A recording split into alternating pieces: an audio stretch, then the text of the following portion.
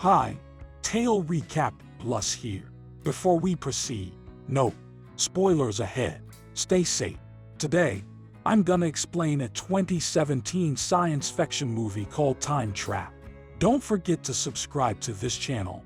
It means a lot to us. This movie have a unique lesson about time. Make sure you watch till the end. At the beginning of the movie, archaeology professor Hopper and his dog, Boss, are looking for his family, who went missing in the 1970s after going into a cave to find the Fountain of Youth. After that, he sees a cave off in the distance. When he got to the cave's entry, he saw a cowboy man who looked like he was stuck in the past. His gun and clothes didn't look like they were from our time. Hopper goes back home after being shocked by what he found. It looks like he planned this trip to explore with Taylor and Jackie, who work with him as teaching helpers. But when Hopper gets home, he tells them that things have changed and the professor has decided to go back to the cave by himself. When Hopper goes into the cave, he finds a layer that splits the cave's atmosphere from the outside world. He makes the choice to break into the lair, and the cowboy man he saw before starts to move, even though the professor has been gone for 2 days. Taylor and Jackie still haven't heard from him. They choose to look for him. They call Taylor's crush Kara and ask her to take her dad's SUV because they don't have their own.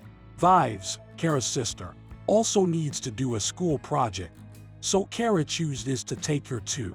They have Vives' friend Furby with them as well. Yes, it's another child on a dangerous adventure. Just because, why not? When the kids get there, they find Hopper's parents' van. That's where they learn that the professor has been looking for his family in the cave the whole time. Not some hippies from the 1970s as they thought. After that, they find an old rope that takes them to a different part of the cave. There, they find that the rope has been cut off. They also find out that it is not Hopper's rope because it is so old. They also find out that the cave is very deep. The kids decide to go deeper into the cave, but Furby is too scared to go with them, so he stays behind to watch. Kara finds the same invisible layer that Hopper did earlier while going down. She says it totally changes the air. They make the choice to cut through it. Going back to Hopper, he starts to feel strange a short time after following the cowboy man. There is a strange dance of light that he sees. It looks like the opening to the cave is constantly getting brighter and darker with a big flash or something. Then all of a sudden he hears a scream and runs out of the cave. Hopper went into the cave while the sun was still out. But after less than 5 minutes, the outside world has changed a lot. His car is now covered in overgrown plants, and it's already night. It looks like a few minutes inside the cave are like decades outside. He finds Kara's SUV and Jackie's backpack too, which makes him want to go back into the cave. Back to the kids, as they start to look around, they hear screams, and the girls decide to leave the cave, starting with Jackie. But the rope suddenly breaks, and she falls off. Taylor, who is trying to save her, and Jackie are both hurt. Taylor then tries to pull on the second line but finds that it is also broken. The other kids start to think that Furby cut the rope on purpose to mess around. They use the radio to try to talk to Furby, but he doesn't answer. Finally, they hear what they think is Furby calling for help over the radio.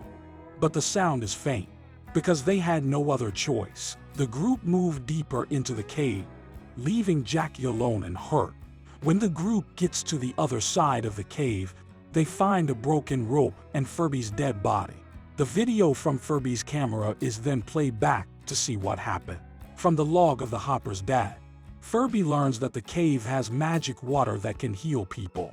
The family chose to go to the cave to find water because Hopper's sister got sick. After being outside the cave for a few days, Furby chooses to go inside to get the car keys from his friend, who he thinks is dead.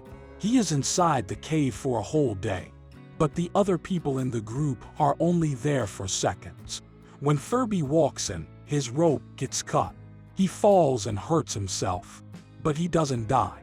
He is unconscious for about an hour. When he wakes up to talk to Taylor, A caveman strikes and kills him.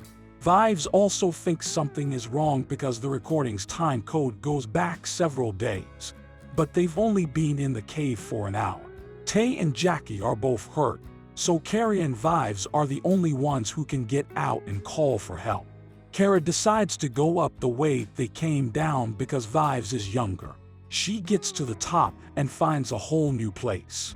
Now there are no signs of plants, and the air feels strange, making it hard for Kara to breathe. She also sees a big cloud of dust moving toward her. Then she sees a huge triangle-shaped object in the sky. Since she can call for help, she goes back into the cave.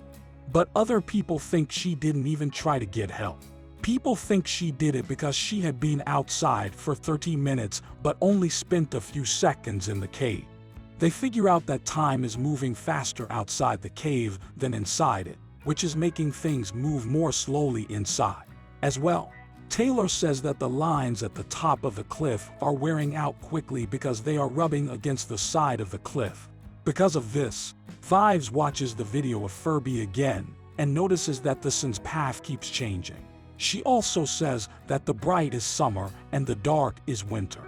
When Kara tries to climb the cliff one more time, all of a sudden, a very high-tech and future ladder and a huge being wearing a spacesuit appear in the cave.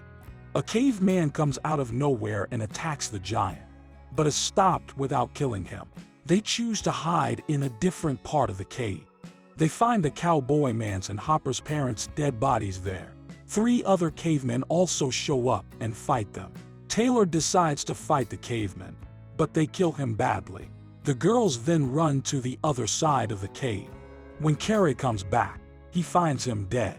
She is crying over him when the alien giant walks up to her. He pulls Taylor to the water by his body. In a magical way, the water brings Taylor back to life. When they come back and fight the giant, they knock off his helmet, leaving him open to the air where he can't breathe. He still gets to catch all of the cavemen, though. Before he dies, he shows the group a few news clips about their disappearance and says that people have started to move to another planet to protect mankind. Now, everyone in the group knows they can't go back, so they have to choose whether to leave right away or stay there forever. But in the end, Taylor finds Hopper lying seriously hurt in front of a stronger wall that holds Hopper's long-lost sister and frozen people from different times who are fighting to take the youth fountain. Hopper says that the whole cave is a system that was made to keep the water safe. Each layer has a different speed, so time moves much more slowly in the deeper layers. The group uses the water to heal Jackie, who is hurt, and Furby, who has died. But the other cavemen are attacking them. They decide to use the giant's high-tech ladder to get out of the cave since they have nowhere else to go. When they get to the mouth of the cave, they see that water has filled the exit. When Kara tries to break through the layer, she is pulled back by what she thinks are strange beings. A human that has grown further. Soon after, Kara comes back to the cave fully dressed, followed by high-tech rope to get everyone out, including Furby, Hopper, and Hopper's parents. Fuzzy, Hopper, his parents, and his sister all come back to life at the end of the movie. The bigger ship that they are on now is taking them to the New Earth, or whatever they're calling it. Subscribe to watch more videos like this. Turn on notifications, and leave a like to help the channel out. Thank you for watching.